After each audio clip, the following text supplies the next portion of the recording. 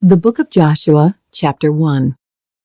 After the death of Moses, the Lord's servant, the Lord spoke to Joshua, son of Nun, Moses' assistant. He said, "Moses, my servant, is dead. Therefore the time has come for you to lead these people, the Israelites, across the Jordan River into the land I am giving them. I promise you what I promised Moses. Wherever you set foot, you will be on land I have given you. From the Negev wilderness in the south to the Lebanon mountains in the north, from the Euphrates River in the east to the Mediterranean Sea in the west, including all the land of the Hittites. No one will be able to stand against you as long as you live. For I will be with you as I was with Moses. I will not fail you or abandon you.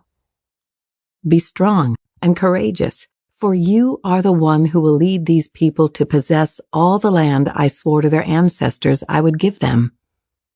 Be strong and very courageous.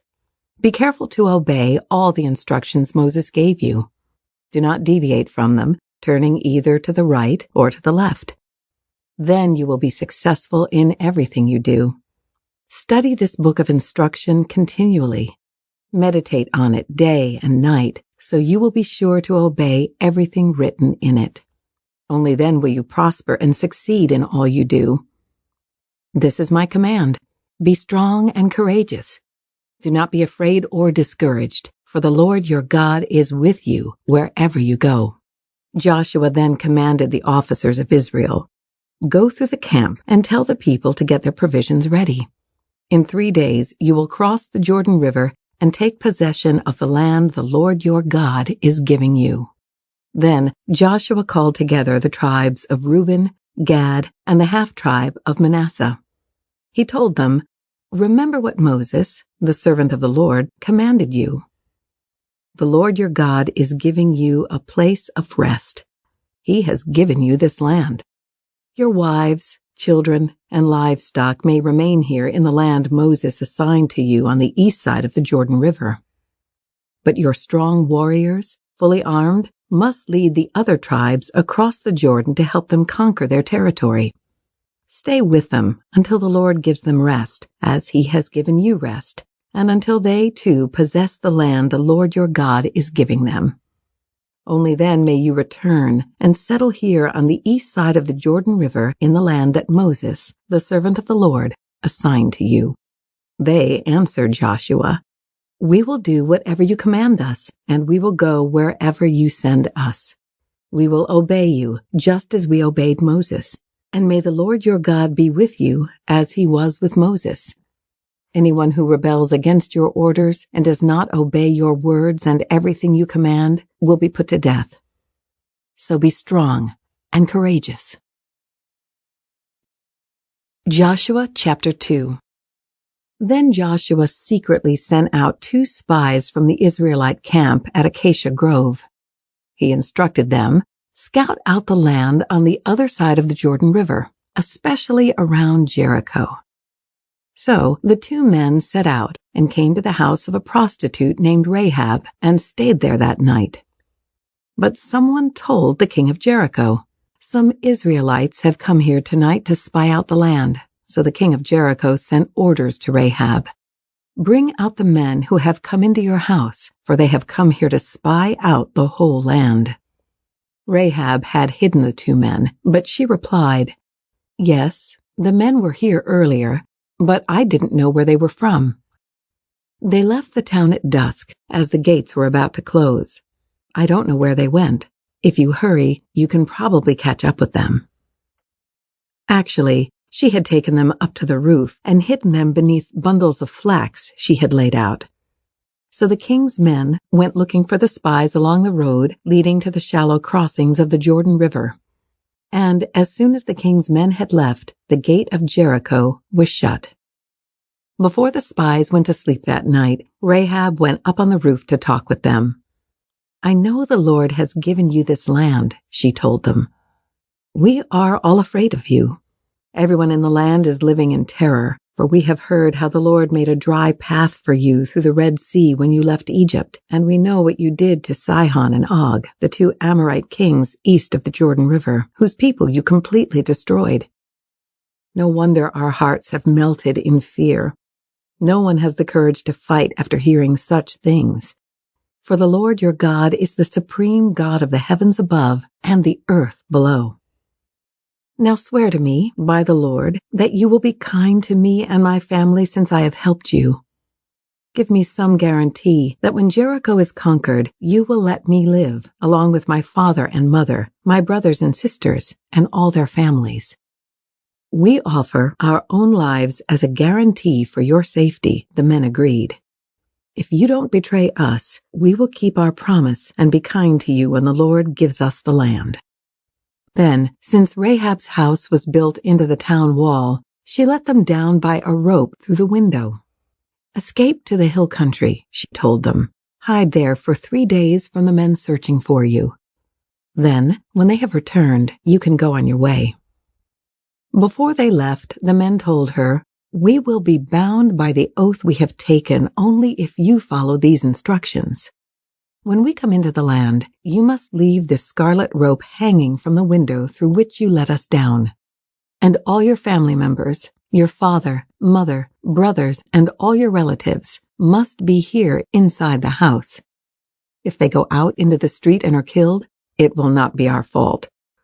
But if anyone lays a hand on people inside this house, we will accept the responsibility for their death. If you betray us, however, we are not bound by this oath in any way. I accept your terms, she replied, and she sent them on their way, leaving the scarlet rope hanging from the window. The spies went up into the hill country and stayed there 3 days. The men who were chasing them searched everywhere along the road, but they finally returned without success. Then the 2 spies came down from the hill country, crossed the Jordan River, and reported to Joshua all that had happened to them. The Lord has given us the whole land, they said, for all the people in the land are terrified of us. Joshua chapter 3. Early the next morning, Joshua and all the Israelites left Acacia Grove and arrived at the banks of the Jordan River, where they camped before crossing. 3 days later, the Israelite officers went through the camp, giving these instructions to the people. When you see the Levitical priests carrying the Ark of the Covenant of the Lord your God, move out from your positions and follow them. Since you have never traveled this way before, they will guide you. Stay about half a mile behind them, keeping a clear distance between you and the Ark. Make sure you don't come any closer. Then Joshua told the people, Purify yourselves, for tomorrow the Lord will do great wonders among you. In the morning, Joshua said to the priests, Lift up the Ark of the Covenant and lead the people across the river.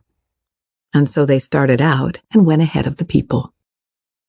The Lord told Joshua, Today I will begin to make you a great leader in the eyes of all the Israelites. They will know that I am with you, just as I was with Moses. Give this command to the priests who carry the Ark of the Covenant. When you reach the banks of the Jordan River, take a few steps into the river and stop there. So Joshua told the Israelites, Come and listen to what the Lord your God says. Today you will know that the living God is among you. He will surely drive out the Canaanites, Hittites, Hivites, Perizzites, Girgashites, Amorites, and Jebusites ahead of you. Look, the Ark of the Covenant, which belongs to the Lord of the whole earth, will lead you across the Jordan River. Now choose 12 men from the tribes of Israel, 1 from each tribe. The priests will carry the Ark of the Lord of all the earth. As soon as their feet touch the water, the flow of water will be cut off upstream, and the river will stand up like a wall. So the people left their camp to cross the Jordan, and the priests, who were carrying the Ark of the Covenant, went ahead of them. It was the harvest season, and the Jordan was overflowing its banks. But as soon as the feet of the priests, who were carrying the Ark, touched the water at the river's edge, the water above that point began backing up a great distance away at a town called Adam, which is near Zarethan. And the water below that point flowed on to the Dead Sea until the riverbed was dry. Then all the people crossed over near the town of Jericho. Meanwhile, the priests who were carrying the Ark of the Lord's covenant stood on dry ground in the middle of the riverbed as the people passed by. They waited there until the whole nation of Israel had crossed the Jordan on dry ground. Joshua chapter 4. When all the people had crossed the Jordan, the Lord said to Joshua, "Now choose 12 men, one from each tribe. Tell them, take 12 stones from the very place where the priests are standing in the middle of the Jordan. Carry them out and pile them up at the place where you will camp tonight." So Joshua called together the 12 men he had chosen, one from each of the tribes of Israel. He told them, "Go into the middle of the Jordan, in front of the ark of the Lord your God. Each of you must pick up one stone and carry it out on your shoulder, 12 stones in all, one for each of the 12 tribes of Israel. We will use these stones to build a memorial. In the future, your children will ask you, 'What do these stones mean?' Then you can tell them, 'They remind us that the Jordan River stopped flowing when the Ark of the Lord's covenant went across.' These stones will stand as a memorial among the people of Israel forever." So the men did as Joshua had commanded them. They took 12 stones from the middle of the Jordan River, one for each tribe, just as the Lord had told Joshua. They carried them to the place where they camped for the night and constructed the memorial there. Joshua also set up another pile of 12 stones in the middle of the Jordan, at the place where the priests who carried the Ark of the Covenant were standing, and they are there to this day. The priests who were carrying the ark stood in the middle of the river until all of the Lord's commands that Moses had given to Joshua were carried out. Meanwhile, the people hurried across the riverbed, and when everyone was safely on the other side, the priests crossed over with the ark of the Lord as the people watched. The armed warriors from the tribes of Reuben, Gad, and the half-tribe of Manasseh led the Israelites across the Jordan, just as Moses had directed. These armed men, about 40,000 strong, were ready for battle, and the Lord was with them as they crossed over to the plains of Jericho. That day, the Lord made Joshua a great leader in the eyes of all the Israelites, and for the rest of his life, they revered him as much as they had revered Moses. The Lord had said to Joshua, "Command the priests carrying the Ark of the Covenant to come up out of the riverbed." So Joshua gave the command. As soon as the priests carrying the Ark of the Lord's Covenant came up out of the riverbed, and their feet were on high ground, the water of the Jordan returned and overflowed its banks as before. The people crossed the Jordan on the 10th day of the first month. Then they camped at Gilgal, just east of Jericho. It was there at Gilgal that Joshua piled up the 12 stones taken from the Jordan River. Then Joshua said to the Israelites, "In the future, your children will ask, 'What do these stones mean?' Then you can tell them, 'This is where the Israelites crossed the Jordan on dry ground. For the Lord your God dried up the river right before your eyes, and he kept it dry until you were all across, just as he did at the Red Sea when he dried it up until we had all crossed over.' He did this so all the nations of the earth might know that the Lord's hand is powerful, and so you might fear the Lord your God forever." Joshua chapter 5. When all the Amorite kings west of the Jordan and all the Canaanite kings who lived along the Mediterranean coast heard how the Lord had dried up the Jordan River so the people of Israel could cross, they lost heart and were paralyzed with fear because of them. At that time, the Lord told Joshua, "Make flint knives and circumcise this second generation of Israelites." So Joshua made flint knives and circumcised the entire male population of Israel at Gibeath Hararaloth. Joshua had to circumcise them because all the men who were old enough to fight in battle when they left Egypt had died in the wilderness. Those who left Egypt had all been circumcised, but none of those born after the Exodus, during the years in the wilderness, had been circumcised. The Israelites had traveled in the wilderness for 40 years, until all the men who were old enough to fight in battle when they left Egypt had died. For they had disobeyed the Lord, and the Lord vowed he would not let them enter the land he had sworn to give us, a land flowing with milk and honey. So Joshua circumcised their sons, those who had grown up to take their fathers' places, for they had not been circumcised on the way to the promised land. After all the males had been circumcised, they rested in the camp until they were healed. Then the Lord said to Joshua, "Today I have rolled away the shame of your slavery in Egypt." So that place has been called Gilgal to this day. While the Israelites were camped at Gilgal on the plains of Jericho, they celebrated Passover on the evening of the 14th day of the first month. The very next day they began to eat unleavened bread and roasted grain harvested from the land. No manna appeared on the day they first ate from the crops of the land, and it was never seen again.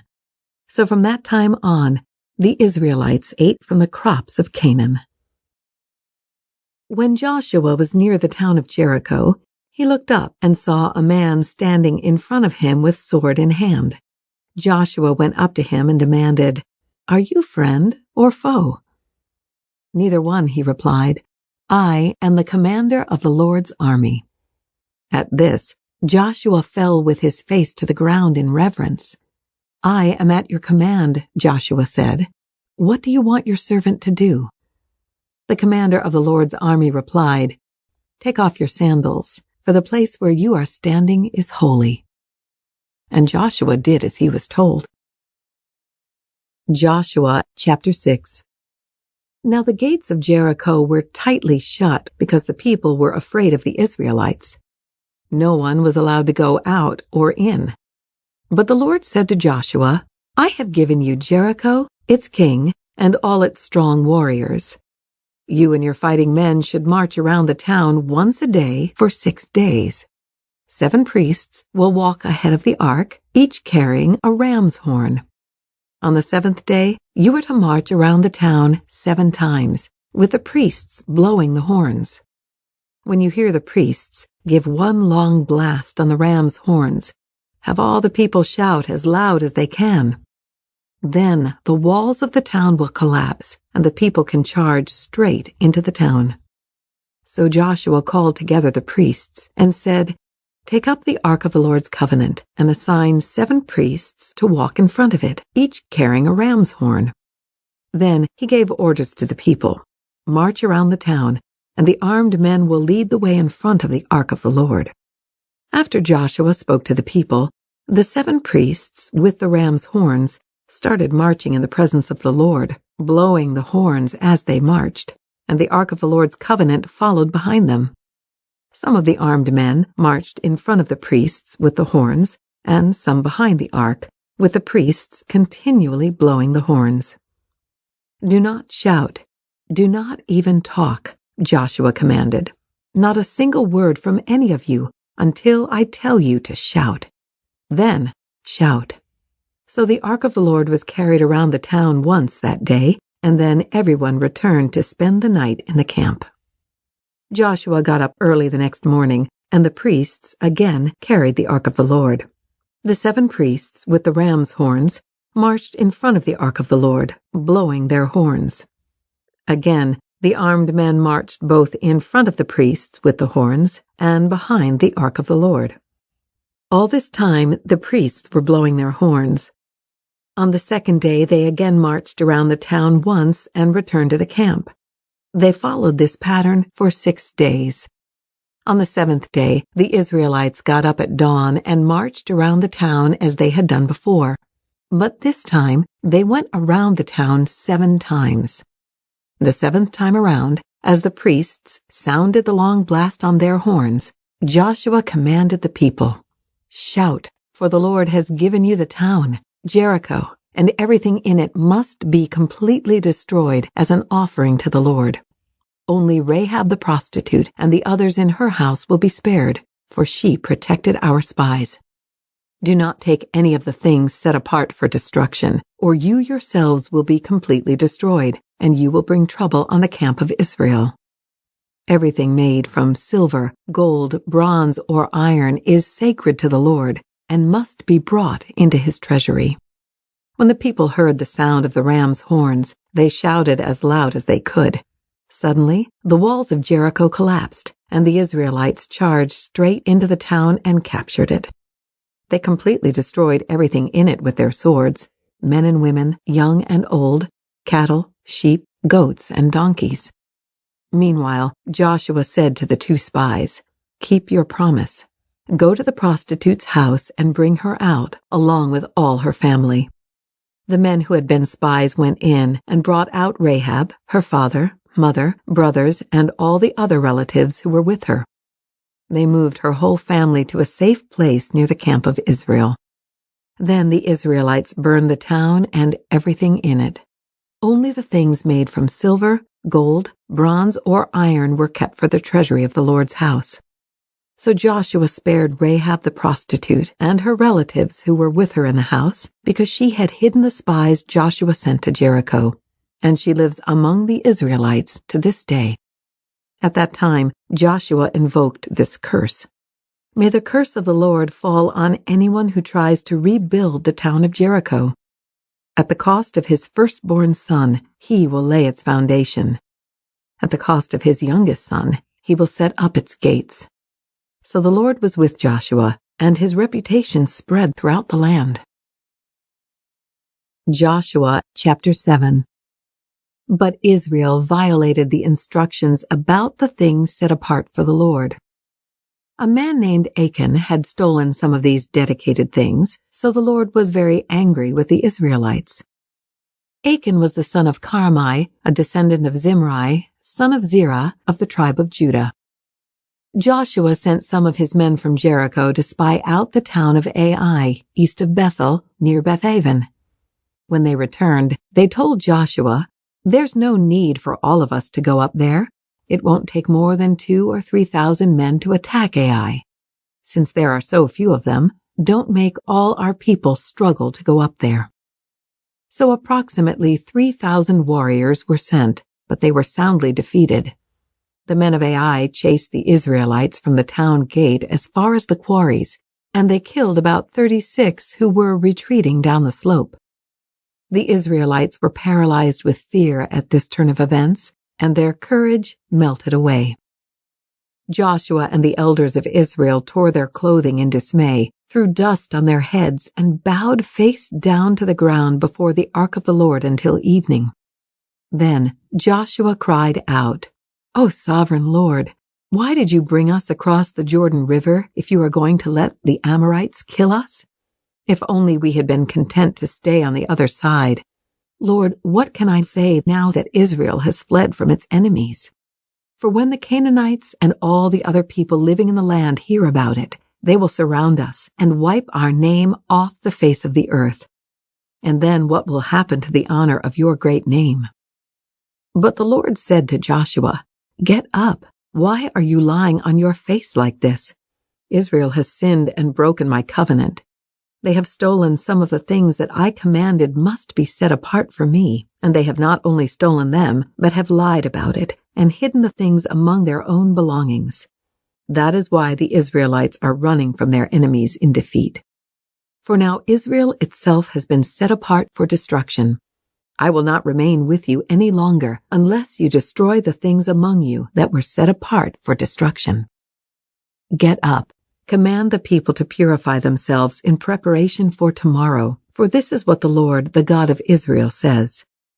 Hidden among you, O Israel, are things set apart for the Lord.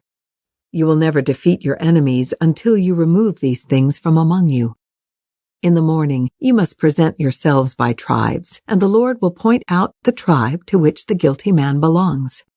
That tribe must come forward with its clans, and the Lord will point out the guilty clan. That clan will then come forward, and the Lord will point out the guilty family. Finally, each member of the guilty family must come forward, one by one. The one who has stolen what was set apart for destruction will himself be burned with fire, along with everything he has, for he has broken the covenant of the Lord and has done a horrible thing in Israel. Early the next morning, Joshua brought the tribes of Israel before the Lord, and the tribe of Judah was singled out. Then the clans of Judah came forward, and the clan of Zerah was singled out. Then the families of Zerah came forward, and the family of Zimri was singled out. Every member of Zimri's family was brought forward person by person, and Achan was singled out. Then Joshua said to Achan, "My son, give glory to the Lord, the God of Israel, by telling the truth. Make your confession and tell me what you have done. Don't hide it from me." Achan replied, "It is true. I have sinned against the Lord, the God of Israel. Among the plunder I saw a beautiful robe from Babylon, 200 silver coins, and a bar of gold weighing more than a pound. I wanted them so much that I took them. They are hidden in the ground beneath my tent, with the silver buried deeper than the rest." So Joshua sent some men to make a search. They ran to the tent and found the stolen goods hidden there just as Achan had said, with the silver buried beneath the rest. They took the things from the tent and brought them to Joshua and all the Israelites. Then they laid them on the ground in the presence of the Lord. Then Joshua and all the Israelites took Achan, the silver, the robe, the bar of gold, his sons, daughters, cattle, donkeys, sheep, goats, tent, and everything he had, and they brought them to the valley of Achor. Then Joshua said to Achan, "Why have you brought trouble on us? The Lord will now bring trouble on you." And all the Israelites stoned Achan and his family and burned their bodies. They piled a great heap of stones over Achan, which remains to this day. That is why the place has been called the Valley of Trouble ever since. So the Lord was no longer angry. Joshua chapter 8. Then the Lord said to Joshua, "Do not be afraid or discouraged. Take all your fighting men and attack Ai, for I have given you the king of Ai, his people, his town, and his land. You will destroy them as you destroyed Jericho and its king. But this time you may keep the plunder and the livestock for yourselves. Set an ambush behind the town." So Joshua and all the fighting men set out to attack Ai. Joshua chose 30,000 of his best warriors and sent them out at night with these orders: "Hide in ambush close behind the town and be ready for action. When our main army attacks, the men of Ai will come out to fight as they did before, and we will run away from them. We will let them chase us until we have drawn them away from the town, for they will say, 'The Israelites are running away from us as they did before.' Then, while we are running from them, you will jump up from your ambush and take possession of the town, for the Lord your God will give it to you. Set the town on fire as the Lord has commanded. You have your orders." So they left and went to the place of ambush between Bethel and the west side of Ai. But Joshua remained among the people in the camp that night. Early the next morning, Joshua roused his men and started toward Ai, accompanied by the elders of Israel. All the fighting men who were with Joshua marched in front of the town and camped on the north side of Ai, with a valley between them and the town. That night, Joshua sent about 5,000 men to lie in ambush between Bethel and Ai on the west side of the town. So they stationed the main army north of the town and the ambush west of the town. Joshua himself spent that night in the valley. When the king of Ai saw the Israelites across the valley, he and all his army hurried out early in the morning and attacked the Israelites at a place overlooking the Jordan Valley. But he didn't realize there was an ambush behind the town. Joshua and the Israelite army fled toward the wilderness as though they were badly beaten. Then all the men in the town were called out to chase after them. In this way, they were lured away from the town. There was not a man left in Ai or Bethel who did not chase after the Israelites, and the town was left wide open. Then the Lord said to Joshua, "Point the spear in your hand toward Ai, for I will hand the town over to you."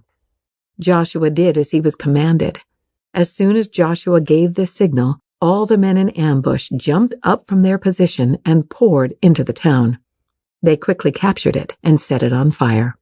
When the men of Ai looked behind them, Smoke from the town was filling the sky, and they had nowhere to go, for the Israelites, who had fled in the direction of the wilderness, now turned on their pursuers.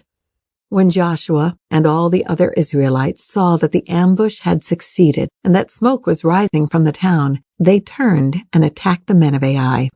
Meanwhile, the Israelites who were inside the town came out and attacked the enemy from the rear. So the men of Ai were caught in the middle, with Israelite fighters on both sides. Israel attacked them, and not a single person survived or escaped. Only the king of Ai was taken alive and brought to Joshua. When the Israelite army finished chasing and killing all the men of Ai in the open fields, they went back and finished off everyone inside. So the entire population of Ai, including men and women, was wiped out that day, 12,000 in all. For Joshua kept holding out his spear until everyone who had lived in Ai was completely destroyed. Only the livestock and the treasures of the town were not destroyed, for the Israelites kept these as plunder for themselves, as the Lord had commanded Joshua. So Joshua burned the town of Ai, and it became a permanent mound of ruins, desolate to this very day. Joshua impaled the king of Ai on a sharpened pole and left him there until evening. At sunset, the Israelites took down the body, as Joshua commanded, and threw it in front of the town gate. They piled a great heap of stones over him that can still be seen today. Then Joshua built an altar to the Lord, the God of Israel, on Mount Ebal. He followed the commands that Moses, the Lord's servant, had written in the book of instruction. Make me an altar from stones that are uncut and have not been shaped with iron tools. Then, on the altar, they presented burnt offerings and peace offerings to the Lord. And as the Israelites watched, Joshua copied onto the stones of the altar the instructions Moses had given them. Then all the Israelites, foreigners and native-born alike, along with the elders, officers, and judges, were divided into two groups. One group stood in front of Mount Gerizim, the other in front of Mount Ebal. Each group faced the other, and between them stood the Levitical priests carrying the Ark of the Lord's covenant. This was all done according to the commands that Moses, the servant of the Lord, had previously given for blessing the people of Israel. Joshua then read to them all the blessings and curses Moses had written in the book of instruction. Every word of every command that Moses had ever given was read to the entire assembly of Israel, including the women and children and the foreigners who lived among them. Joshua chapter 9. Now all the kings west of the Jordan River heard about what had happened. These were the kings of the Hittites, Amorites, Canaanites, Perizzites, Hivites, and Jebusites, who lived in the hill country in the western foothills and along the coast of the Mediterranean Sea, as far north as the Lebanon mountains. These kings combined their armies to fight as one against Joshua and the Israelites. But when the people of Gibeon heard what Joshua had done to Jericho and Ai, they resorted to deception to save themselves. They sent ambassadors to Joshua, loading their donkeys with weathered saddlebags and old patched wineskins. They put on worn-out, patched sandals and ragged clothes, and the bread they took with them was dry and moldy. When they arrived at the camp of Israel at Gilgal, they told Joshua and the men of Israel, "We have come from a distant land to ask you to make a peace treaty with us." The Israelites replied to these Hivites, "How do we know you don't live nearby? For if you do, we cannot make a treaty with you." They replied, "We are your servants." "But who are you?" Joshua demanded. "Where do you come from?" They answered, "Your servants have come from a very distant country. We have heard of the might of the Lord your God and of all he did in Egypt. We have also heard what he did to the two Amorite kings east of the Jordan River, King Sihon of Heshbon and King Og of Bashan, who lived in Ashtaroth. So our elders and all our people instructed us, take supplies for a long journey. Go, meet with the people of Israel and tell them, we are your servants. Please make a treaty with us. This bread was hot from the ovens when we left our homes, but now, as you can see, it is dry and moldy. These wineskins were new when we filled them, but now they are old and split open, and our clothing and sandals are worn out from our very long journey." So the Israelites examined their food, but they did not consult the Lord. Then Joshua made a peace treaty with them and guaranteed their safety, and the leaders of the community ratified their agreement with a binding oath. 3 days after making the treaty, they learned that these people actually lived nearby. The Israelites set out at once to investigate and reached their towns in 3 days. The names of these towns were Gibeon, Kephirah, Beeroth, and Kiriath-Jearim.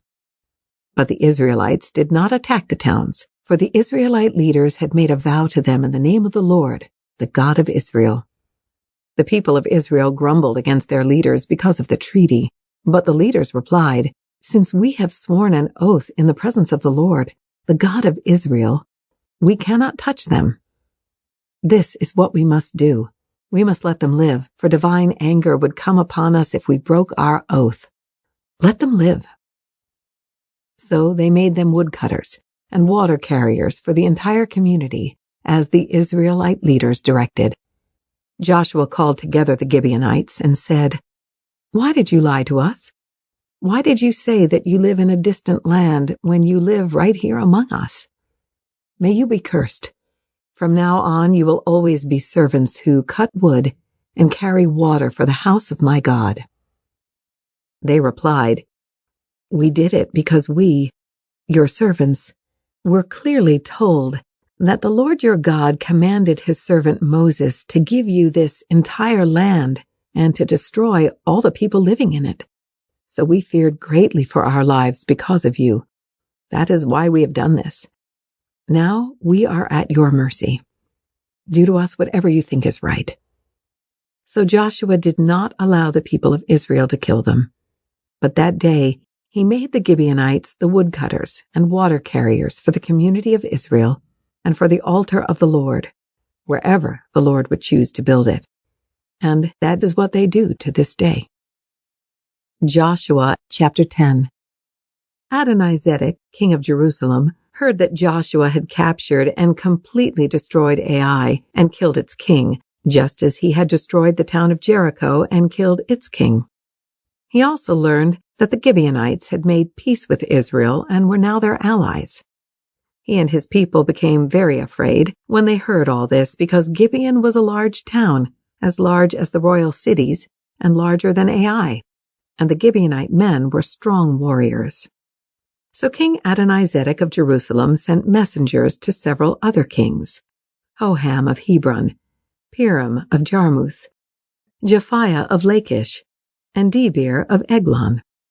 "Come and help me destroy Gibeon," he urged them, "for they have made peace with Joshua and the people of Israel."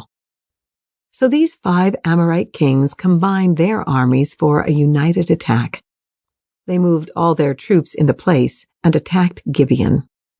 The men of Gibeon quickly sent messengers to Joshua at his camp in Gilgal. "Don't abandon your servants now," they pleaded. "Come at once. Save us. Help us, for all the Amorite kings who live in the hill country have joined forces to attack us."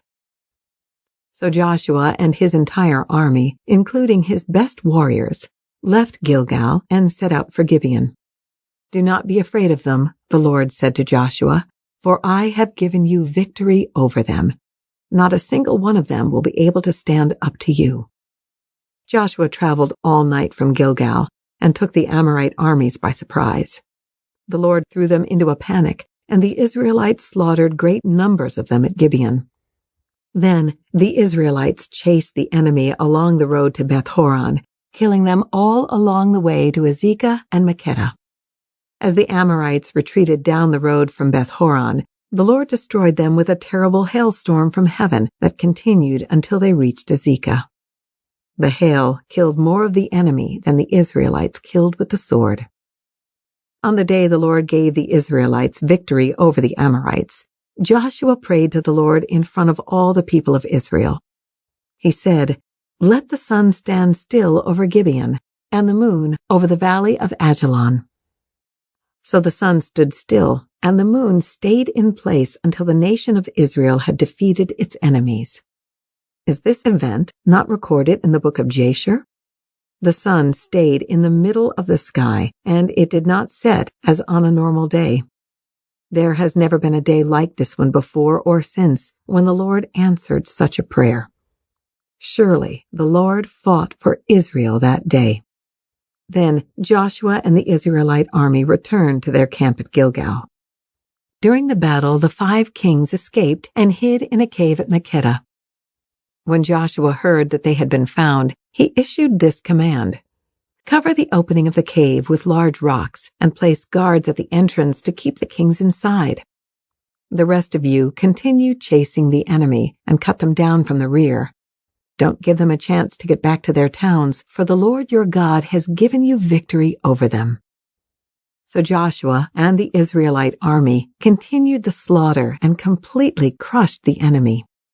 They totally wiped out the 5 armies except for a tiny remnant that managed to reach their fortified towns.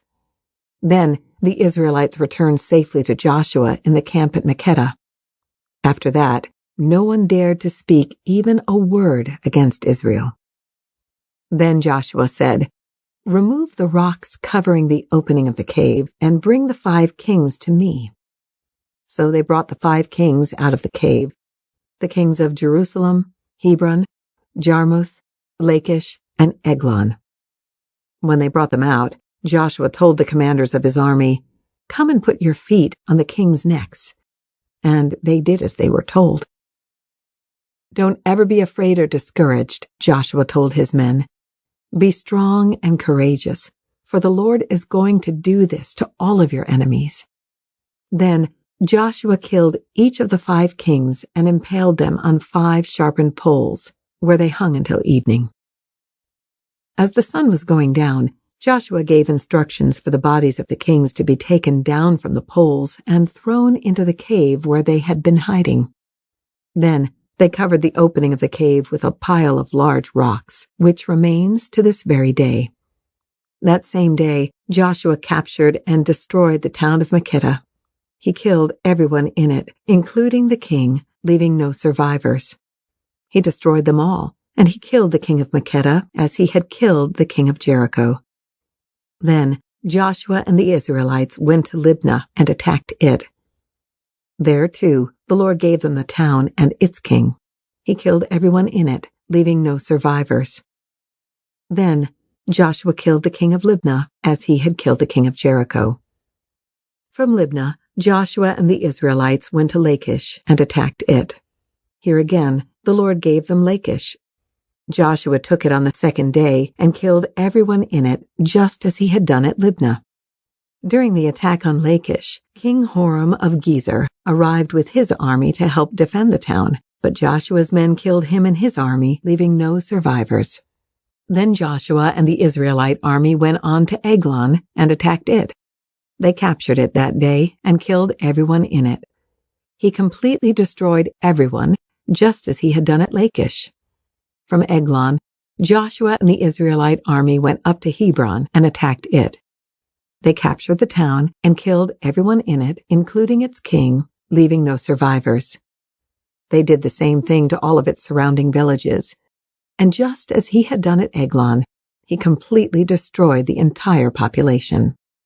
Then Joshua and the Israelites turned back and attacked Debir. He captured the town, its king, and all of its surrounding villages. He completely destroyed everyone in it, leaving no survivors. He did to Debir and its king just what he had done to Hebron and to Libnah and its king.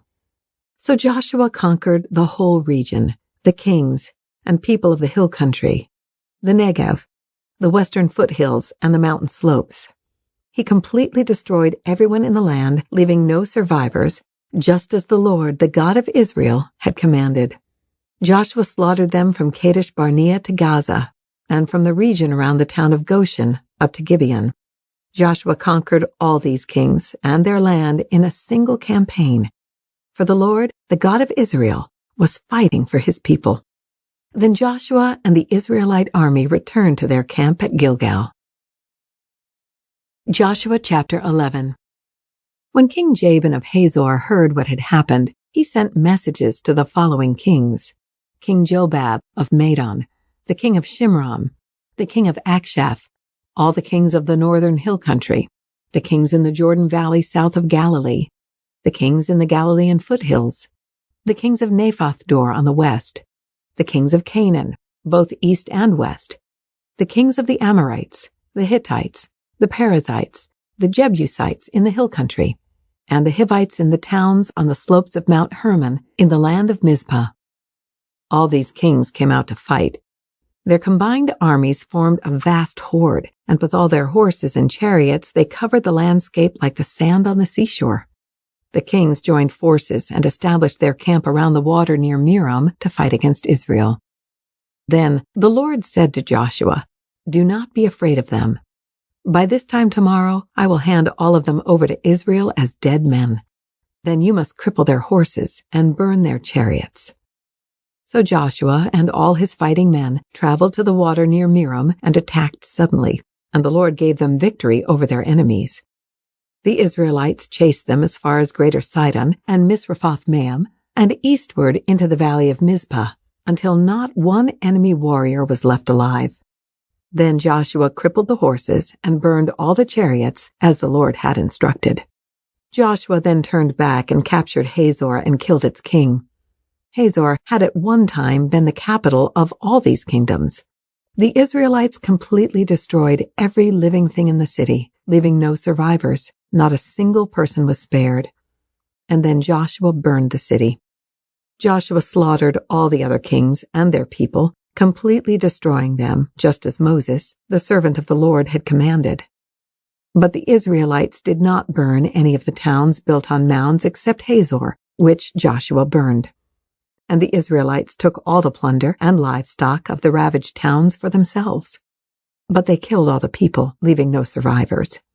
As the Lord had commanded his servant Moses, so Moses commanded Joshua, and Joshua did as he was told, carefully obeying all the commands that the Lord had given to Moses. So Joshua conquered the entire region, the hill country, the entire Negev, the whole area around the town of Goshen, the western foothills, the Jordan Valley, the mountains of Israel, and the Galilean foothills. The Israelite territory now extended all the way from Mount Halak, which leads up to Seir in the south, as far north as Baal-Gad at the foot of Mount Hermon in the valley of Lebanon.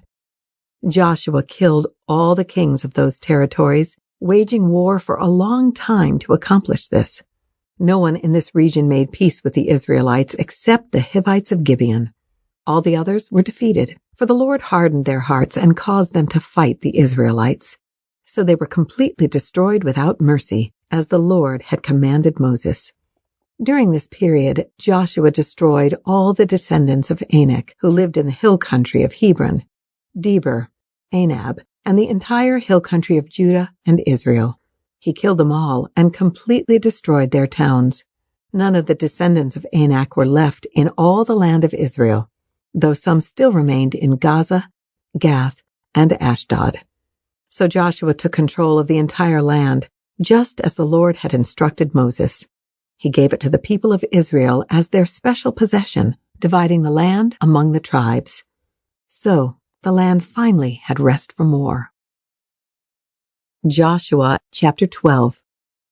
These are the kings east of the Jordan River who had been killed by the Israelites and whose land was taken. Their territory extended from the Arnon Gorge to Mount Hermon and included all the land east of the Jordan Valley. King Sihon of the Amorites, who lived in Heshbon, was defeated. His kingdom included Aaror on the edge of the Arnon Gorge, and extended from the middle of the Arnon Gorge to the Jabbok River, which serves as a border for the Ammonites. This territory included the southern half of the territory of Gilead. Sihon also controlled the Jordan Valley and regions to the east, from as far north as the Sea of Galilee to as far south as the Dead Sea, including the road to Beth-Jeshimoth and southward to the slopes of Pisgah.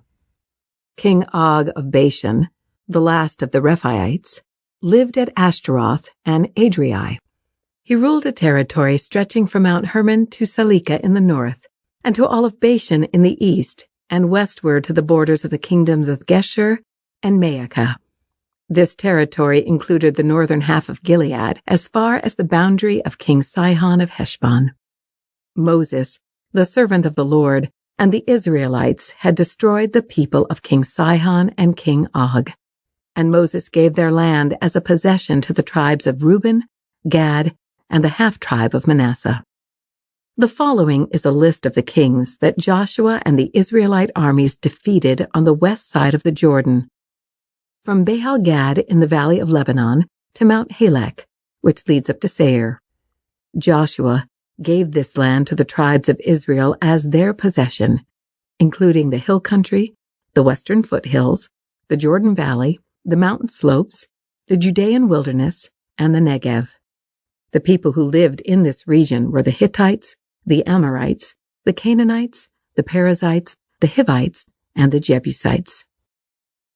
These are the kings Israel defeated: the king of Jericho, the king of Ai, near Bethel, the king of Jerusalem, the king of Hebron, the king of Jarmuth, the king of Lachish, the king of Eglon, the king of Gezer, the king of Debir, the king of Gader, the king of Hormah, the king of Arad, the king of Libnah, the king of Adullam, the king of Makkedah, the king of Bethel, the king of Tappuah, the king of Hepher, the king of Aphek, the king of Lasharon, the king of Madon, the king of Hazor, the king of Shimron-Meron, the king of Akshaph, the king of Taanach, the king of Megiddo, the king of Kedesh, the king of Jokneam in Carmel, the king of Dor in the town of Naphoth Dor, the king of Goyim in Gilgal, the king of Tirzah.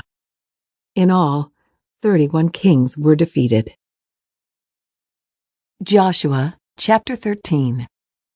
When Joshua was an old man, the Lord said to him, "You are growing old, and much land remains to be conquered. This is the territory that remains, all the regions of the Philistines and the Geshurites, and the larger territory of the Canaanites, extending from the stream of Shihor on the border of Egypt northward to the boundary of Ekron. It includes the territory of the 5 Philistine rulers of Gaza, Ashdod, Ashkelon, Gath, and Ekron. The land of the Avites in the south also remains to be conquered.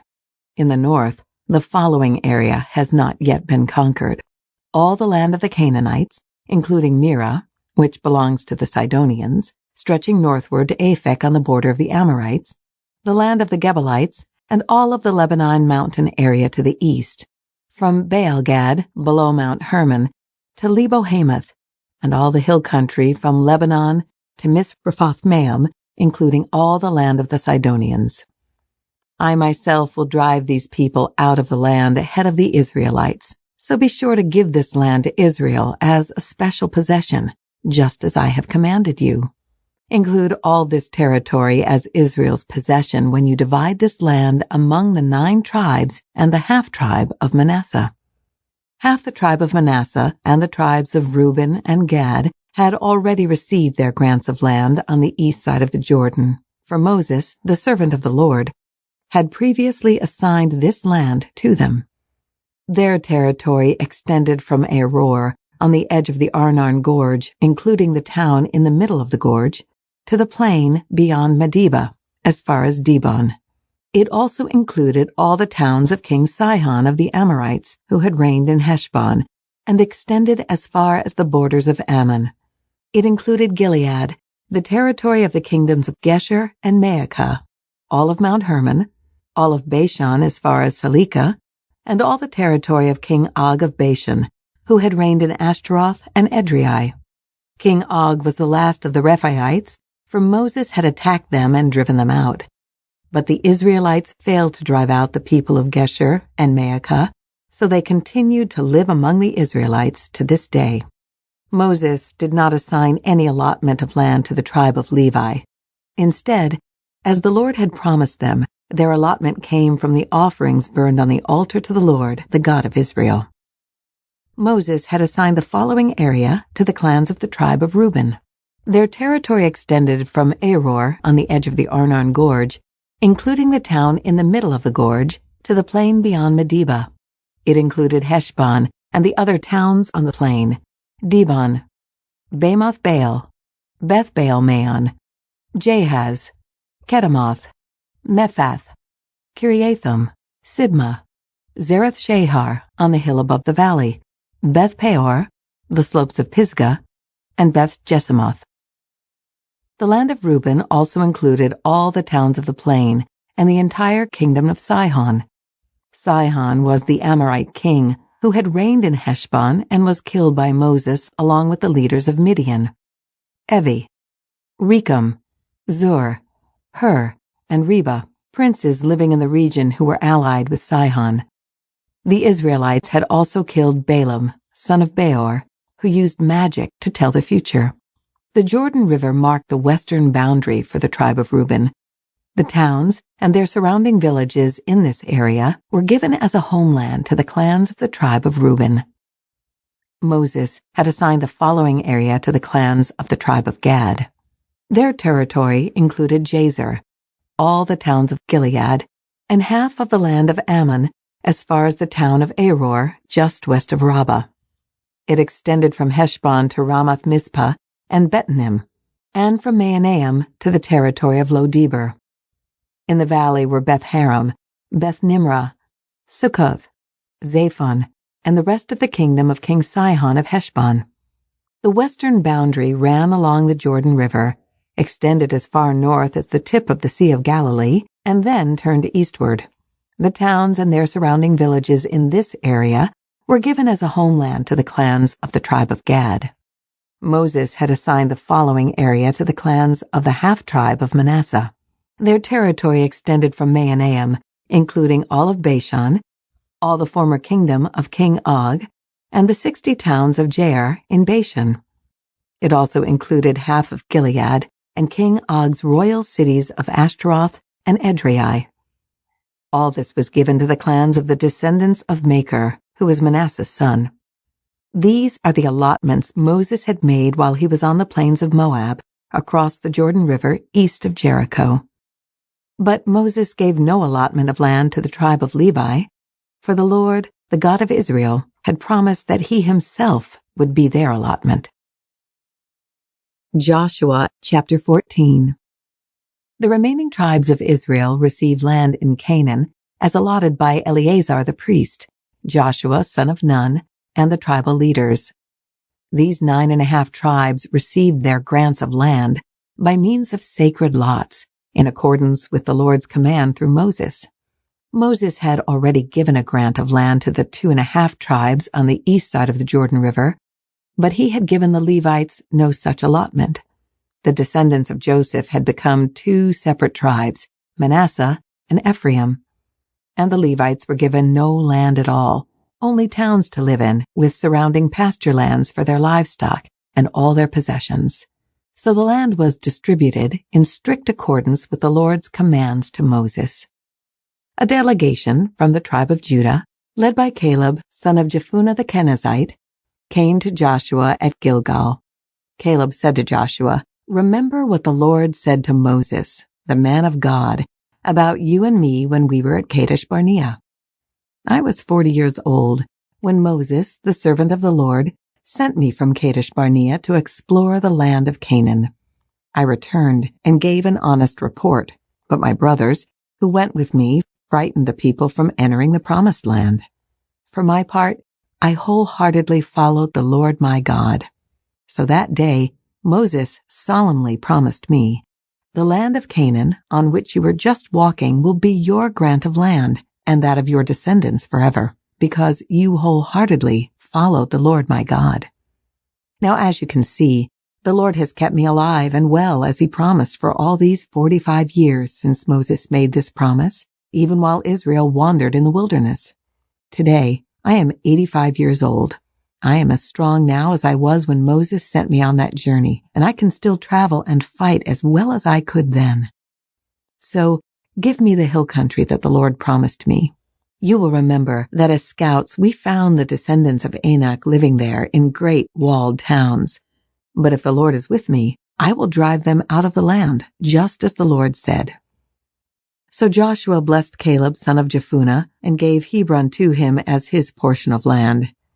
Hebron still belongs to the descendants of Caleb, son of Jephunneh, the Kenizzite, because he wholeheartedly followed the Lord, the God of Israel.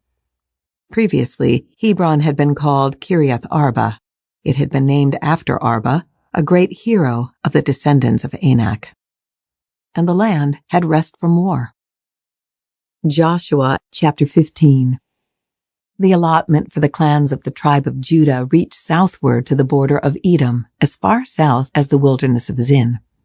The southern boundary began at the south bay of the Dead Sea, ran south of Scorpion Pass into the wilderness of Zin, and then went south of Kadesh Barnea to Hezron.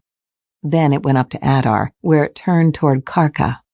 From there, it passed to Asmon until it finally reached the brook of Egypt, which it followed to the Mediterranean Sea. This was their southern boundary. The eastern boundary extended along the Dead Sea to the mouth of the Jordan River.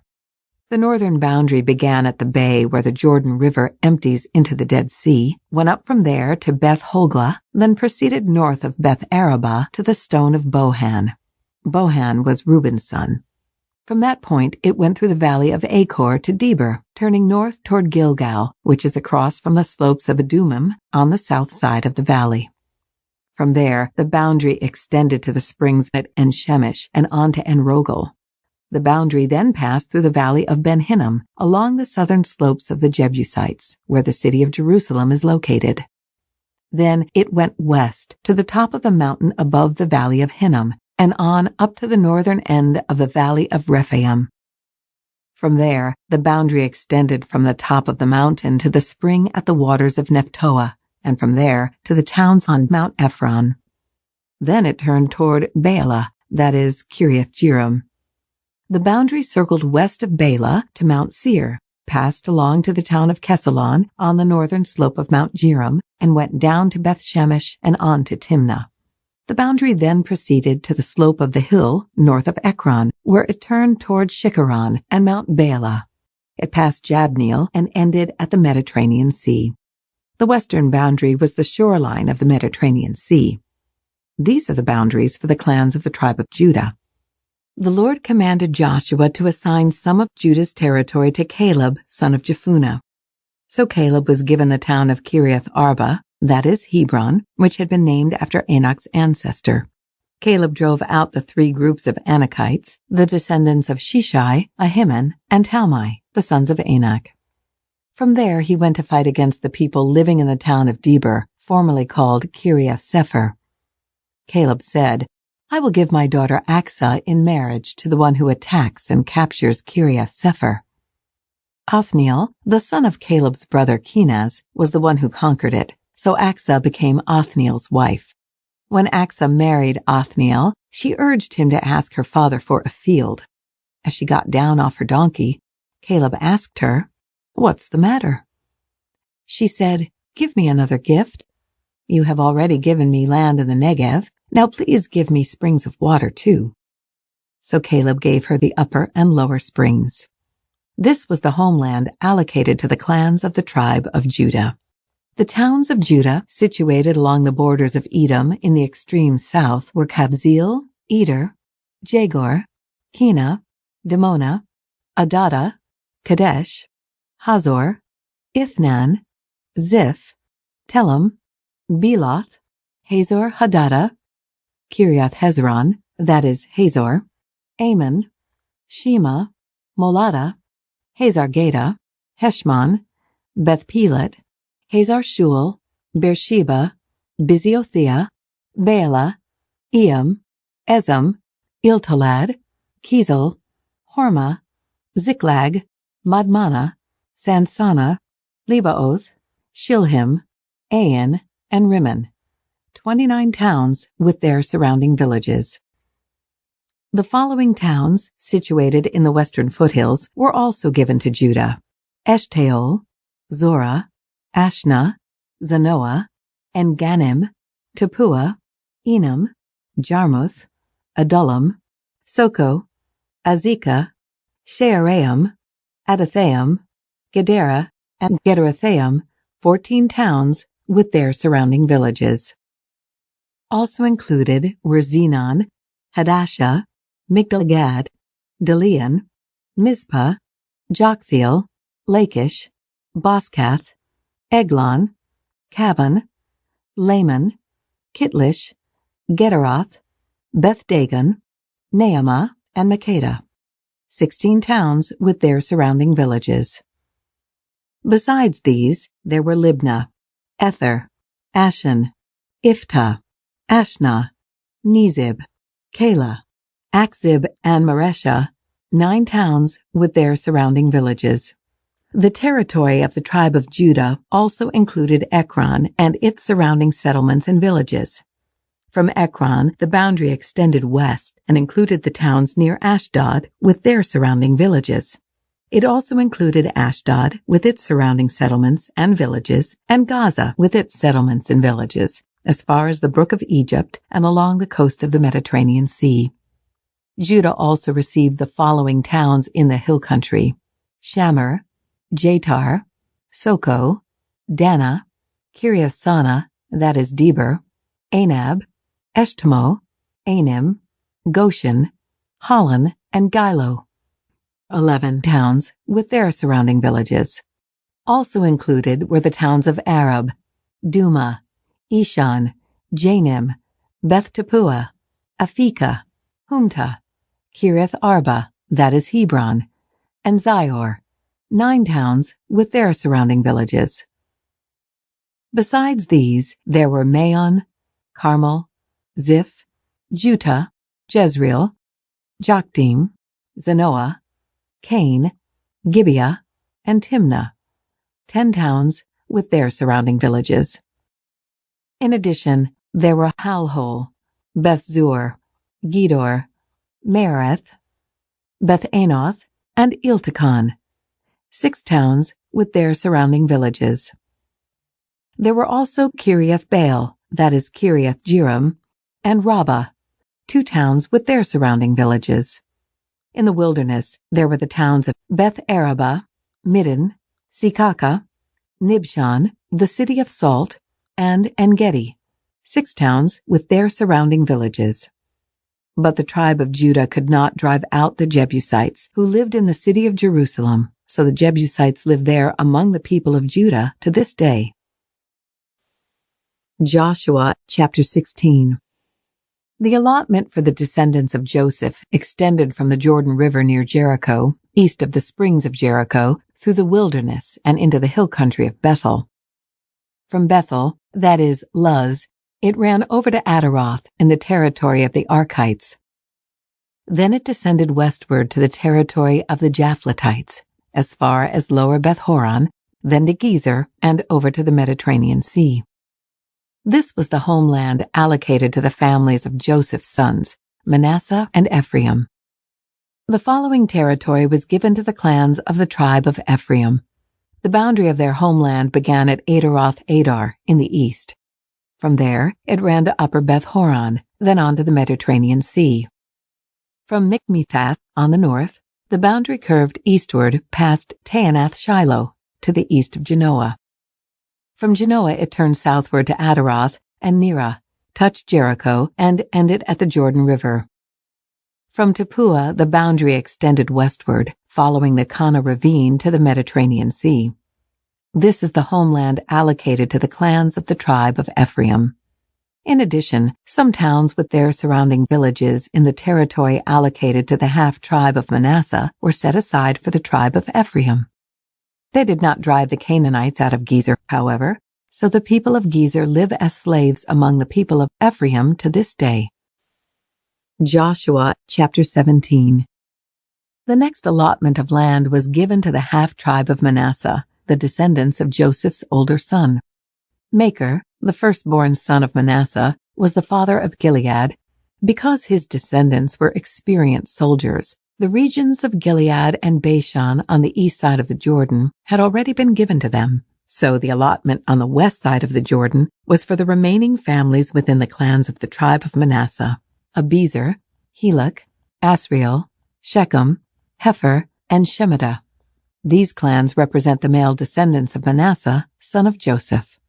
However, Zelophehad, a descendant of Hepher, son of Gilead, son of Machir, son of Manasseh, had no sons.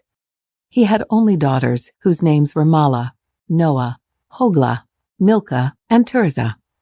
These women came to Eleazar the priest, Joshua son of Nun, and the Israelite leaders, and said, "The Lord commanded Moses to give us a grant of land along with the men of our tribe."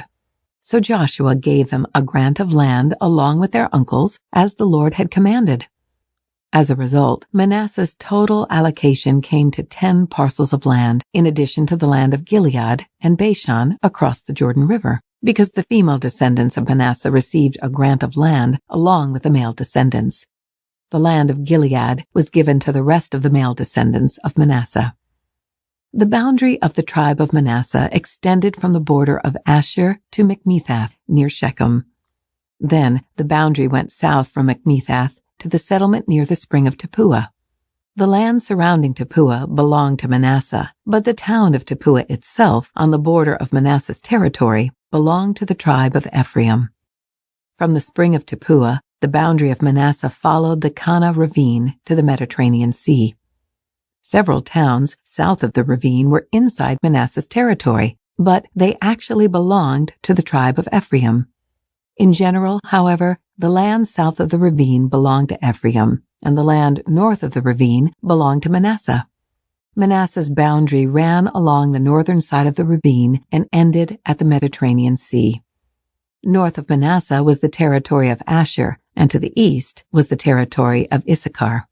The following towns within the territory of Issachar and Asher, however, were given to Manasseh: Bethshan, Ibleam, Dor, that is, Naphoth Dor, Endor, Taanach, and Megiddo, each with their surrounding settlements.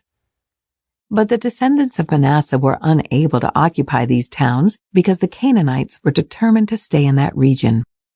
Later, however, when the Israelites became strong enough, they forced the Canaanites to work as slaves, but they did not drive them out of the land. The descendants of Joseph came to Joshua and asked, "Why have you given us only one portion of land as our homeland when the Lord has blessed us with so many people?" Joshua replied, "If there are so many of you, and if the hill country of Ephraim is not large enough for you, clear out land for yourselves in the forest where the Perizzites and Rephaites live."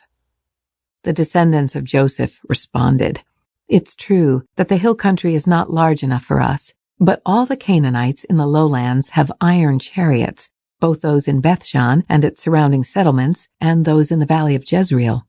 They are too strong for us." Then Joshua said to the tribes of Ephraim and Manasseh, the descendants of Joseph, "Since you are so large and strong, you will be given more than one portion. The forests of the hill country will be yours as well.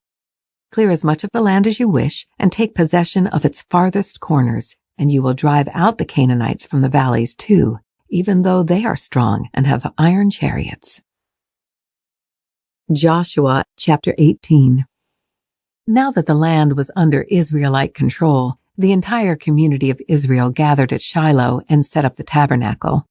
But there remained 7 tribes who had not yet been allotted their grants of land. Then Joshua asked them, "How long are you going to wait before taking possession of the remaining land the Lord, the God of your ancestors, has given to you? Select 3 men from each tribe, and I will send them out to explore the land and map it out. They will then return to me with a written report of their proposed divisions of their new homeland. Let them divide the land into 7 sections, excluding Judah's territory in the south and Joseph's territory in the north. And when you record the 7 divisions of the land and bring them to me, I will cast sacred lots in the presence of the Lord our God to assign land to each tribe.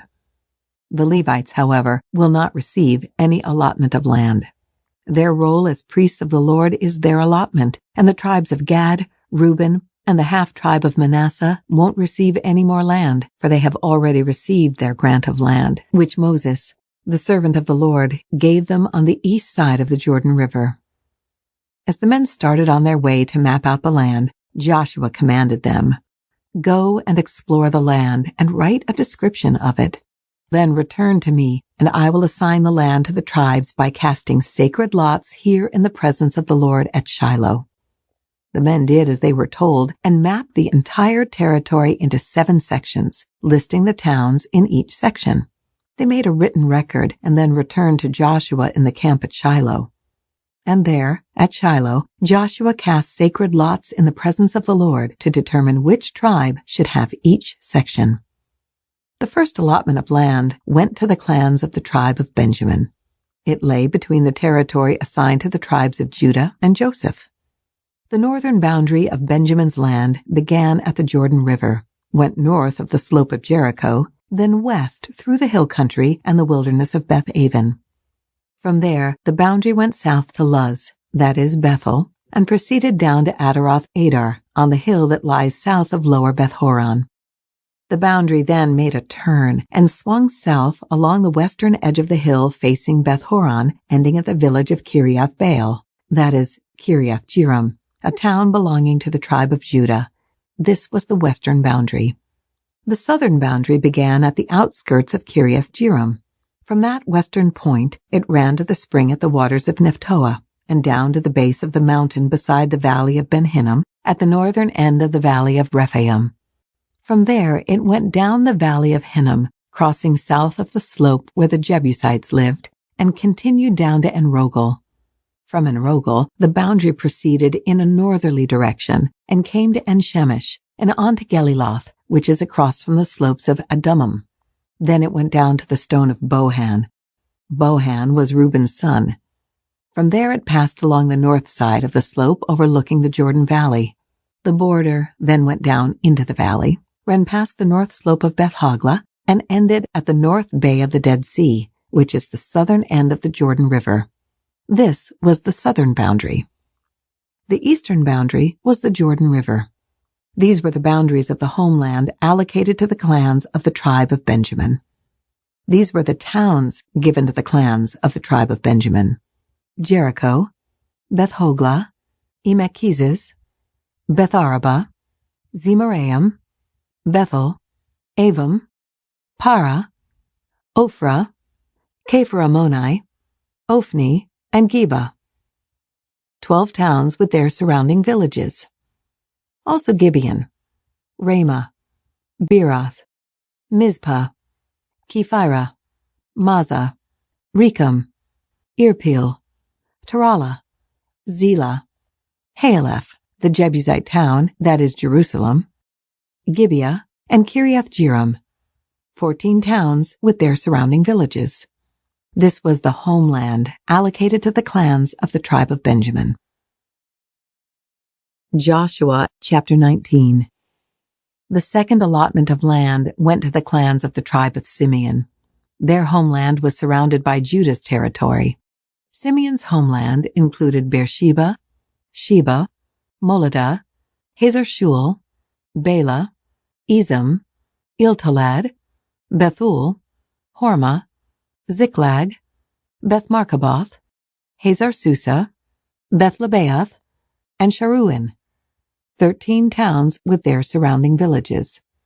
It also included Ain, Rimmon, Ether, and Ashan, 4 towns with their villages, including all the surrounding villages as far south as Baalath-beer, also known as Ramah of the Negev. This was the homeland allocated to the clans of the tribe of Simeon. Their allocation of land came from part of what had been given to Judah because Judah's territory was too large for them, so the tribe of Simeon received an allocation within the territory of Judah. The third allotment of land went to the clans of the tribe of Zebulun. The boundary of Zebulun's homeland started at Sarid. From there, it went west, going past Merilah, touching Dabbesheth, and proceeding to the brook east of Jokneam. In the other direction, the boundary went east from Sarid to the border of Kisloth-tabor, and from there to Dabereth and up to Japhia. Then it continued east to Gath-hepher, Eth-kazin, and Rimmon, and turned toward Neah. The northern boundary of Zebulun passed Hanathon and ended at the valley of Iftael. The towns in these areas included Katath, Nahalal, Shimron, Idalah, and Bethlehem, 12 towns with their surrounding villages. The homeland allocated to the clans of the tribe of Zebulun included these towns and their surrounding villages. The fourth allotment of land went to the clans of the tribe of Issachar. Its boundaries included the following towns: Jezreel, Kisaloth, Shunem, Hapharaim, Shion, Aanaroth, Rabith, Kishion, Ebez, Remeth, En-Ganim, Enhada, and Beth-Pazez. The boundary also touched Tabor, Shehazuma, and Beth-Shemesh, ending at the Jordan River, 16 towns with their surrounding villages. The homeland allocated to the clans of the tribe of Issachar included these towns and their surrounding villages. The fifth allotment of land went to the clans of the tribe of Asher. Its boundaries included these towns: Hilkath, Halai, Beaton, Akshaph, Alamelech, Amod, and Mishal. The boundary on the west touched Carmel and Shai-Hor-Libnath. Then it turned east toward Beth-Dagon and ran as far as Zebulun in the valley of Iftael, going north to Beth-Emek and Neel. It then continued north to Kabul, Abdon, Rehob, Hammon, Kana, and as far as Greater Sidon. Then the boundary turned toward Ramah and the fortress of Tyre, where it turned toward Hosa and came to the Mediterranean Sea. The territory also included Mehebel, Achzib, Umah, Aphek, and Rehob, 22 towns with their surrounding villages. The homeland allocated to the clans of the tribe of Asher included these towns and their surrounding villages. The sixth allotment of land went to the clans of the tribe of Naphtali. Its boundary ran from Heleph, from the oak at Zaananim, and extended across to Adami-Nekeb, Jabneel, and as far as Lakum, ending at the Jordan River. The western boundary ran past Aznoth Tabor, then to Hukok, and touched the border of Zebulun in the south, the border of Asher on the west, and the Jordan River on the east.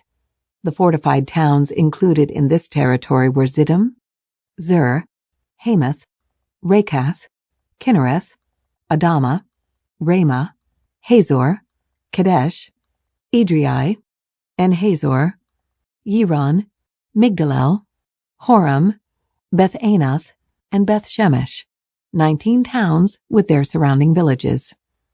The homeland allocated to the clans of the tribe of Naphtali included these towns and their surrounding villages. The seventh allotment of land went to the clans of the tribe of Dan. The land allocated as their homeland included the following towns: Zorah, Eshtaol, Ir-Shemesh, Shealabin, Ajalon, Ithla, Elon, Timnah, Ekron, Eltekeh, Gibbethon, Baaleth, Jehud, Benaberek, Gath-Rimmon, Mejarkon, Rakon, and the territory across from Joppa. But the tribe of Dan had trouble taking possession of their land, so they attacked the town of Laish. They captured it, slaughtered its people, and settled there.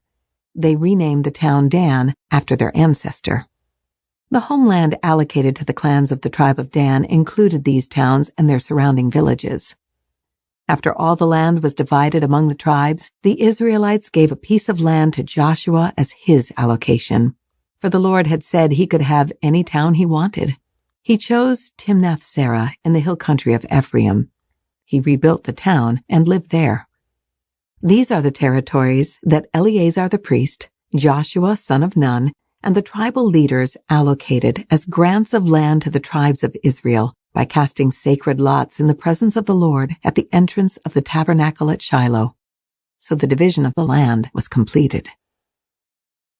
Joshua chapter 20. The Lord said to Joshua, "Now tell the Israelites to designate the cities of refuge, as I instructed Moses. Anyone who kills another person accidentally and unintentionally can run to one of these cities. They will be places of refuge from relatives seeking revenge for the person who was killed. Upon reaching one of these cities, the one who caused the death will appear before the elders at the city gate and present his case. They must allow him to enter the city and give him a place to live among them. If the relatives of the victim come to avenge the killing, the leaders must not release the slayer to them, for he killed the other person unintentionally and without previous hostility. But the slayer must stay in that city and be tried by the local assembly, which will render a judgment, and he must continue to live in that city until the death of the high priest who is in office at the time of the accident. After that, he is free to return to his own home in the town from which he fled. The following cities were designated as cities of refuge: Kadesh of Galilee, in the hill country of Naphtali; Shechem, in the hill country of Ephraim; and Kiriath Arba, that is Hebron, in the hill country of Judah. On the east side of the Jordan River, across from Jericho, the following cities were designated: Bezer, in the wilderness plain of the tribe of Reuben; Ramoth in Gilead, in the territory of the tribe of Gad; and Golan in Bashan, in the land of the tribe of Manasseh. These cities were set apart for all the Israelites as well as the foreigners living among them. Anyone who accidentally killed another person could take refuge in one of these cities. In this way, they could escape being killed in revenge prior to standing trial before the local assembly. Joshua chapter 21. Then the leaders of the tribe of Levi came to consult with Eleazar the priest, Joshua son of Nun, and the leaders of the other tribes of Israel.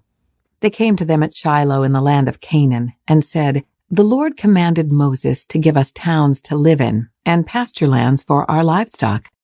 So by the command of the Lord, the people of Israel gave the Levites the following towns and pasture lands out of their own grants of land. The descendants of Aaron, who were members of the Kohathite clan within the tribe of Levi, were allotted 13 towns that were originally assigned to the tribes of Judah, Simeon, and Benjamin. The other families of the Kohathite clan were allotted 10 towns from the tribes of Ephraim, Dan, and the half-tribe of Manasseh. The clan of Gershon was allotted 13 towns from the tribes of Issachar, Asher, Naphtali, and the half-tribe of Manasseh in Bashan. The clan of Merari was allotted 12 towns from the tribes of Reuben, Gad, and Zebulun. So the Israelites obeyed the Lord's command to Moses and assigned these towns and pasture lands to the Levites by casting sacred lots. The Israelites gave the following towns from the tribes of Judah and Simeon to the descendants of Aaron, who were members of the Kohathite clan within the tribe of Levi, since the sacred lot fell to them first: Kiriath Arba, that is Hebron, in the hill country of Judah, along with its surrounding pasture lands.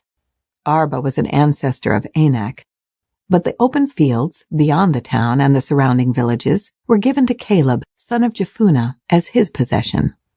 The following towns with their pasture lands were given to the descendants of Aaron the priest: Hebron, a city of refuge for those who accidentally killed someone; Libnah, Jader, Eshtemoa, Holon, Deber, Ain, Jutah, and Beth Shemesh. 9 towns from these 2 tribes. From the tribe of Benjamin, the priests were given the following towns with their pasture lands: Gibeon, Geba, Anathoth, and Almon. 4 towns. So in all, 13 towns with their pasture lands were given to the priests, the descendants of Aaron. The rest of the Kohathite clan from the tribe of Levi was allotted the following towns and pasture lands from the tribe of Ephraim: Shechem in the hill country of Ephraim, a city of refuge for those who accidentally killed someone; Gezer, Kibzaim, and Beth Horon, 4 towns. The following towns and pasture lands were allotted to the priests from the tribe of Dan: Eltekeh, Gibbethon, Ajalon, and Gath-Rimmon, 4 towns. The half-tribe of Manasseh allotted the following towns with their pasture lands to the priests: Taanach and Gath-Rimmon, 2 towns. So in all, 10 towns with their pasture lands were given to the rest of the Kohathite clan.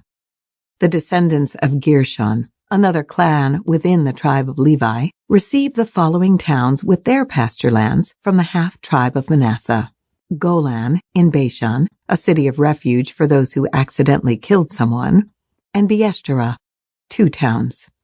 From the tribe of Issachar, they received the following towns with their pasture lands: Kishion, Daberath, Jarmuth, and Engannim, 4 towns. From the tribe of Asher, they received the following towns with their pasture lands: Mishal, Abdon, Helkath, and Rehob, 4 towns. From the tribe of Naphtali, they received the following towns with their pasture lands: Kadesh in Galilee, a city of refuge for those who accidentally killed someone; Hamath-dor and Kartan, 3 towns. So in all, 13 towns with their pasture lands were allotted to the clan of Gershon. The rest of the Levites, the Merari clan, were given the following towns with their pasture lands from the tribe of Zebulun: Jokneam, Karta, Dimnah, and Nahalal, 4 towns.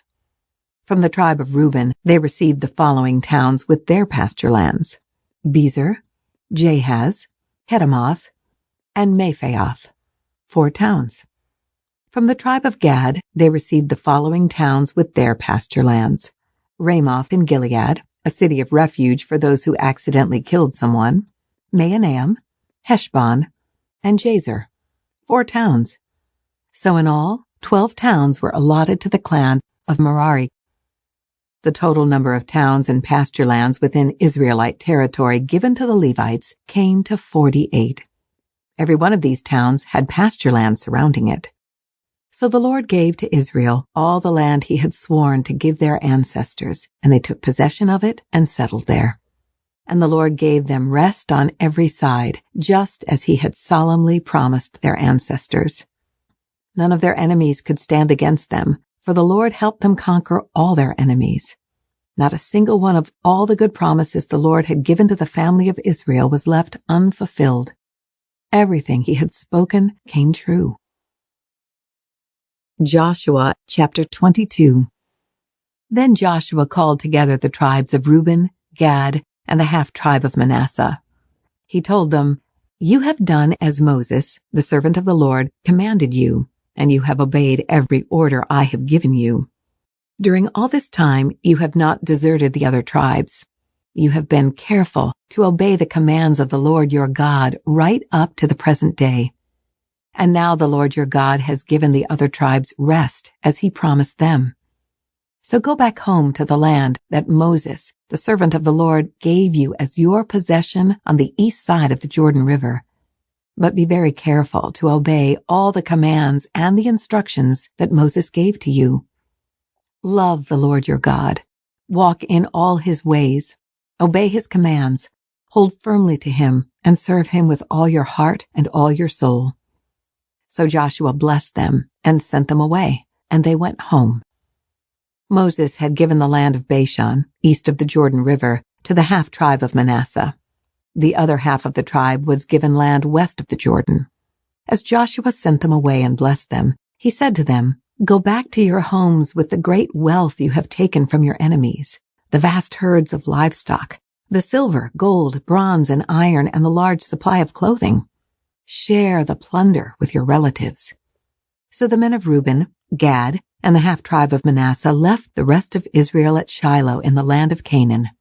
They started the journey back to their own land of Gilead, the territory that belonged to them according to the Lord's command through Moses. But while they were still in Canaan, and when they came to a place called Geliloth, near the Jordan River, the men of Reuben, Gad, and the half-tribe of Manasseh stopped to build a large and imposing altar. The rest of Israel heard that the people of Reuben, Gad, and the half-tribe of Manasseh had built an altar at Geliloth at the edge of the land of Canaan on the west side of the Jordan River. So the whole community of Israel gathered at Shiloh and prepared to go to war against them.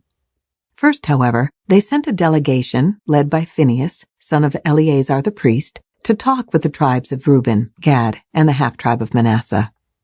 In this delegation were 10 leaders of Israel, one from each of the 10 tribes, and each the head of his family within the clans of Israel.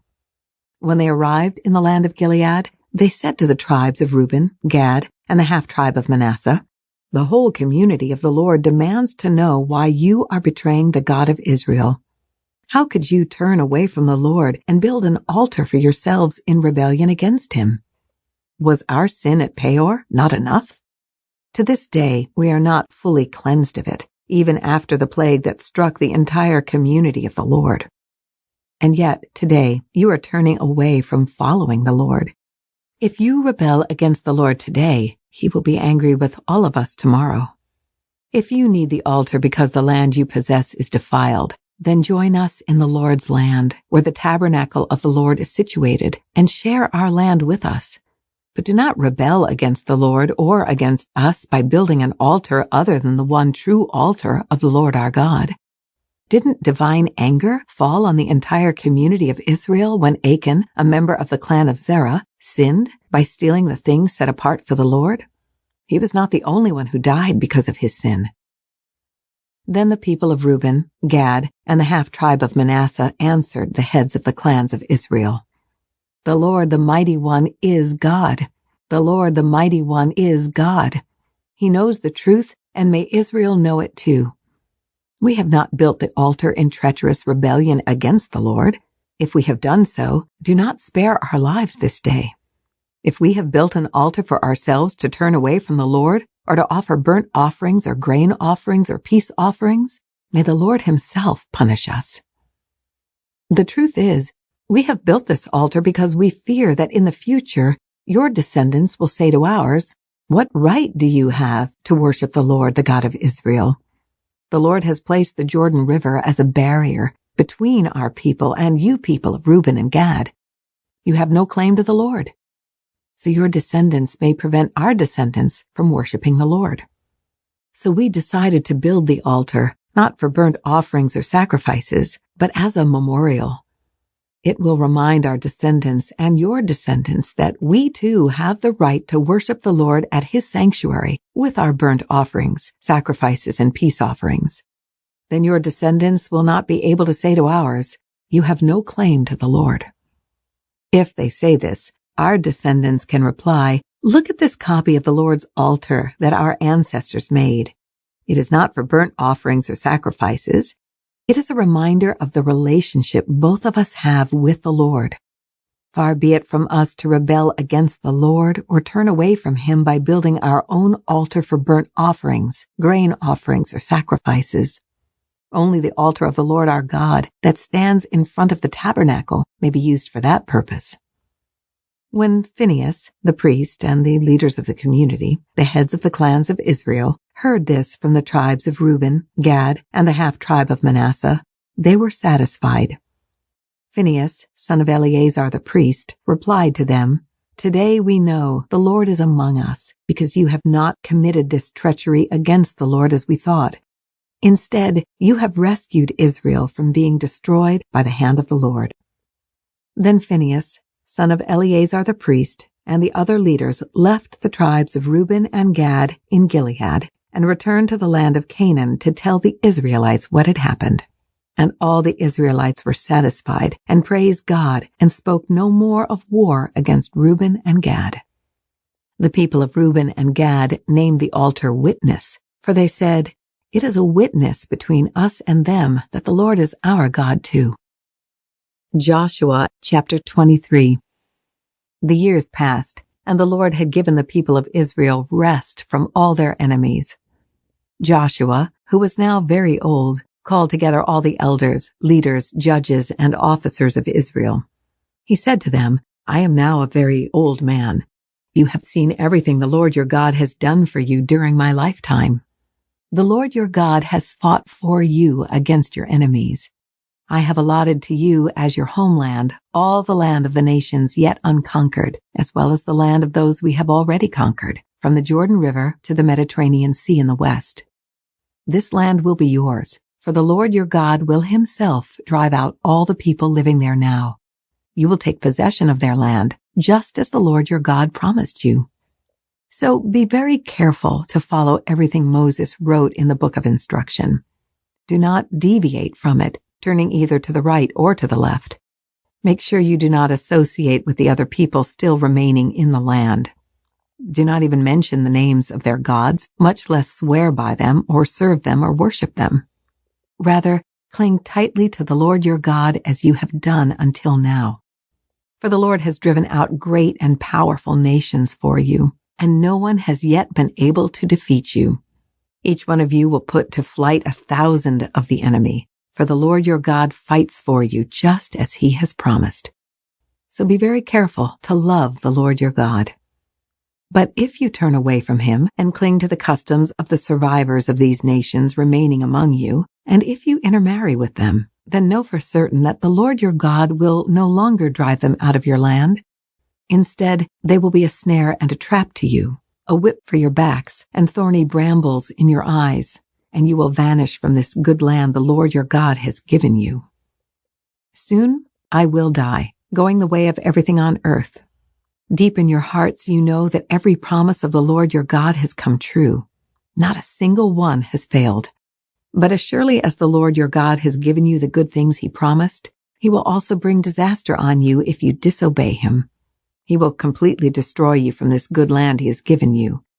If you break the covenant of the Lord your God by worshiping and serving other gods, his anger will burn against you, and you will quickly vanish from the good land he has given you. Joshua chapter 24. Then Joshua summoned all the tribes of Israel to Shechem, including their elders, leaders, judges, and officers. So they came and presented themselves to God. Joshua said to the people, "This is what the Lord, the God of Israel, says. Long ago your ancestors, including Terah, the father of Abraham and Nahor, lived beyond the Euphrates River, and they worshipped other gods. But I took your ancestor Abraham from the land beyond the Euphrates and led him into the land of Canaan. I gave him many descendants through his son Isaac. To Isaac I gave Jacob and Esau. To Esau I gave the mountains of Seir, while Jacob and his children went down into Egypt. Then I sent Moses and Aaron, and I brought terrible plagues on Egypt. And afterward I brought you out as a free people. But when your ancestors arrived at the Red Sea, the Egyptians chased after you with chariots and charioteers. When your ancestors cried out to the Lord, I put darkness between you and the Egyptians.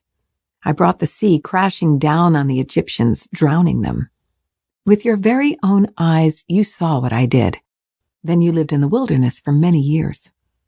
Finally, I brought you into the land of the Amorites on the east side of the Jordan. They fought against you, but I destroyed them before you. I gave you victory over them, and you took possession of their land. Then Balak, son of Zippor, king of Moab, started a war against Israel. He summoned Balaam, son of Beor, to curse you, but I would not listen to him. Instead, I made Balaam bless you, and so I rescued you from Balak. When you crossed the Jordan River and came to Jericho, the men of Jericho fought against you, as did the Amorites, the Perizzites, the Canaanites, the Hittites, the Girgashites, the Hivites, and the Jebusites. But I gave you victory over them. And I sent terror ahead of you to drive out the 2 kings of the Amorites.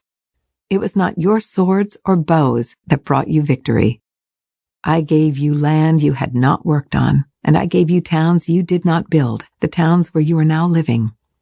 I gave you vineyards and olive groves for food, though you did not plant them. So fear the Lord and serve him wholeheartedly. Put away forever the idols your ancestors worshipped when they lived beyond the Euphrates River and in Egypt. Serve the Lord alone. But if you refuse to serve the Lord, then choose today whom you will serve. Would you prefer the gods your ancestors served beyond the Euphrates? Or will it be the gods of the Amorites in whose land you now live? But as for me and my family, we will serve the Lord." The people replied, "We would never abandon the Lord and serve other gods. For the Lord our God is the one who rescued us and our ancestors from slavery in the land of Egypt. He performed mighty miracles before our very eyes. As we traveled through the wilderness among our enemies, he preserved us. It was the Lord who drove out the Amorites and the other nations living here in the land. So we too will serve the Lord, for he alone is our God." Then Joshua warned the people, "You are not able to serve the Lord, for he is a holy and jealous God. He will not forgive your rebellion and your sins. If you abandon the Lord and serve other gods, he will turn against you and destroy you, even though he has been so good to you." But the people answered Joshua, "No, we will serve the Lord." "You are a witness to your own decision," Joshua said.